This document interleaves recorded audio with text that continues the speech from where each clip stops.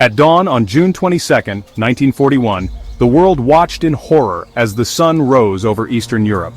The serene morning sky belied the chaos that was about to unfold. As the Eastern Front erupted in flames, the tranquility of the dawn was shattered, forever altering the course of World War II. The air was thick with the acrid smell of gunpowder and the deafening sounds of explosions. Operation Barbarossa, Nazi Germany's audacious invasion of the Soviet Union, had begun. This was not just a military campaign, it was a calculated move to dominate and subjugate. This act of unprovoked aggression shattered the fragile peace established by the Molotov-Ribbentrop Pact, a non-aggression treaty that had been signed just 2 years earlier. The betrayal was profound, and the repercussions would be felt for generations. Unleashing a conflict of unimaginable brutality and destruction, the invasion would forever scar the landscape and people of Eastern Europe. Cities were reduced to rubble, and countless lives were lost in the ensuing chaos. The scale of the invasion was breathtaking. It was one of the largest military operations in history, meticulously planned and executed with ruthless efficiency. Over 3 million German soldiers, supported by thousands of tanks and aircraft, surged across the border in a three-pronged attack. The sheer number of troops and machinery involved was staggering. Their objective was clear and terrifying: the complete annihilation of the Soviet Union and the enslavement of its people. This was a war of extermination, driven by a twisted ideology. The initial onslaught was swift and devastating, catching the Red Army off guard and inflicting heavy losses. The Soviet forces were unprepared for the ferocity and scale of the German attack. The world held its breath as the Nazi war machine, seemingly invincible after its conquests in Poland and France, turned its attention toward the vast expanse of the Soviet Union. The stakes had never been higher. Few could have predicted the horrors that would unfold in the coming months and years. The Eastern Front would become a theater of war marked by unimaginable suffering and sacrifice. As the harsh winter set in, soldiers on both sides faced brutal conditions. The Eastern Front became a crucible of unimaginable suffering and sacrifice, testing the limits of human endurance. This day, June 22, 1941, would become etched in history as a stark reminder of the devastating consequences of unchecked ambition and totalitarian aggression. It serves as a solemn testament to the resilience of the human spirit in the face of overwhelming adversity.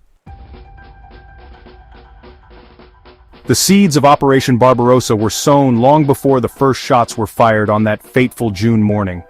The intricate web of political maneuvers and strategic decisions that led to this monumental invasion had been in the making for years, driven by Hitler's insatiable ambition and ideological fervor.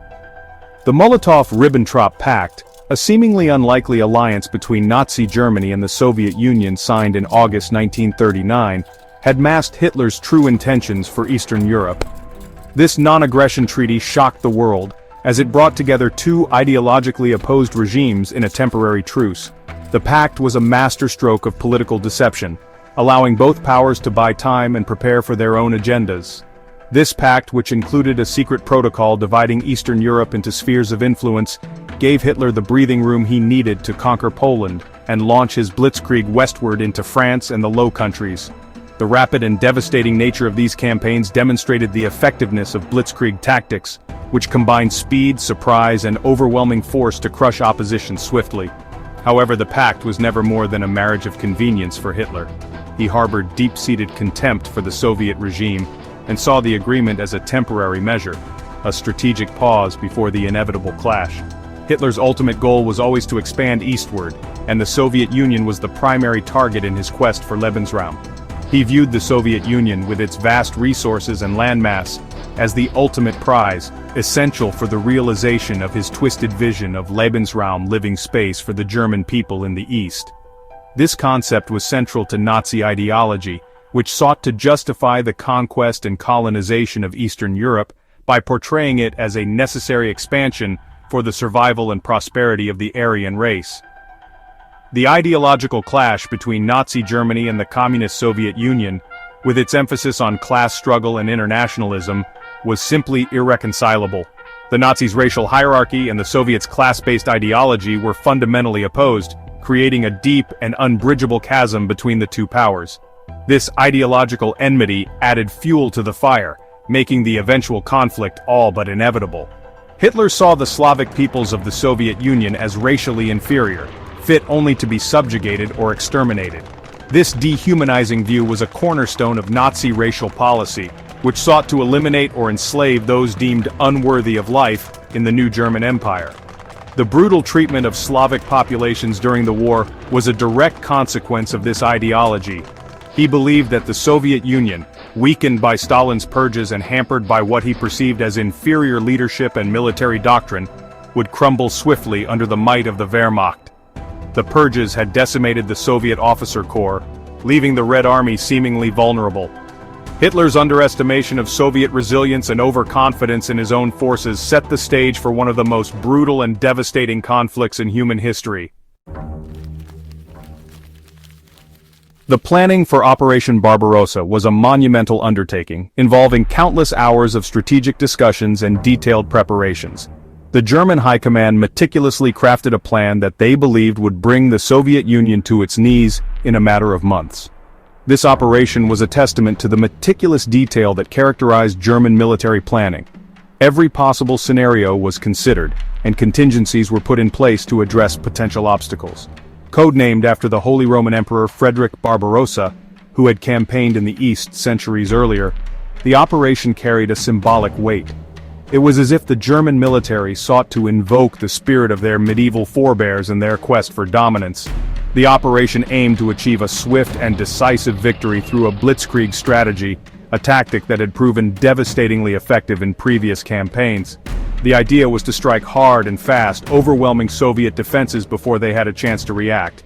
This approach mirrored the successful campaigns in Poland and France, where rapid coordinated attacks had led to quick victories and minimal German casualties.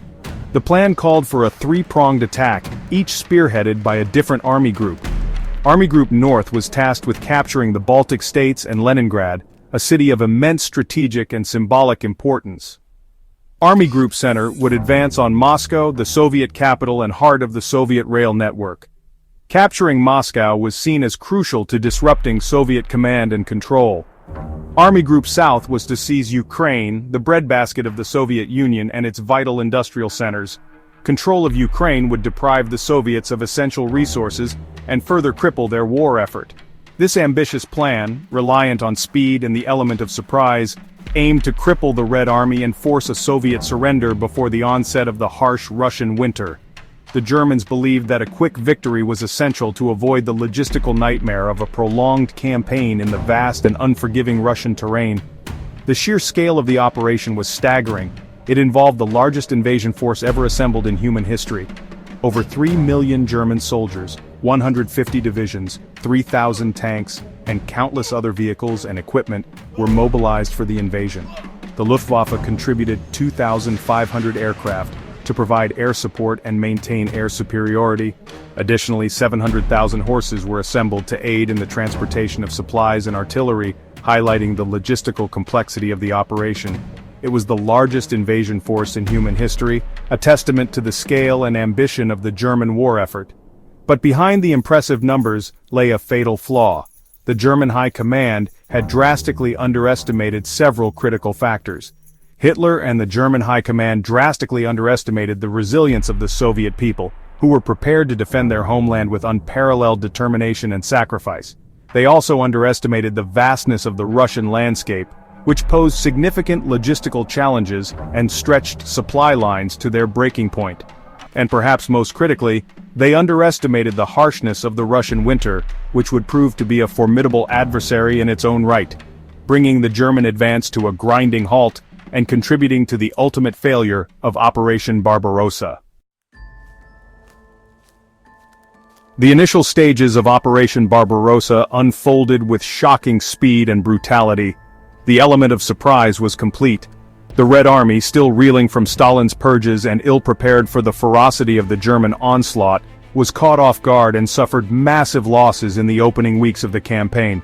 The Luftwaffe, the German Air Force, gained air superiority in the early days of the campaign, relentlessly bombing Soviet airfields, communication centers, and troop concentrations. On the ground, the Wehrmacht, utilizing the highly effective blitzkrieg tactics of combined arms warfare, made rapid advances.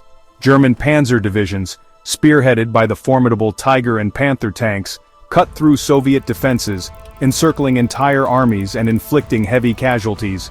Within weeks, the Germans had advanced hundreds of miles into Soviet territory. One of the most significant early victories was the encirclement of Kyiv, then capital of the Ukrainian Soviet Socialist Republic, in September 1941. The Battle of Kyiv resulted in the capture of over 600,000 Soviet soldiers, a staggering loss that dealt a severe blow to Soviet morale and defensive capabilities. By October, German forces had reached the outskirts of Moscow, and the fall of the Soviet capital seemed imminent.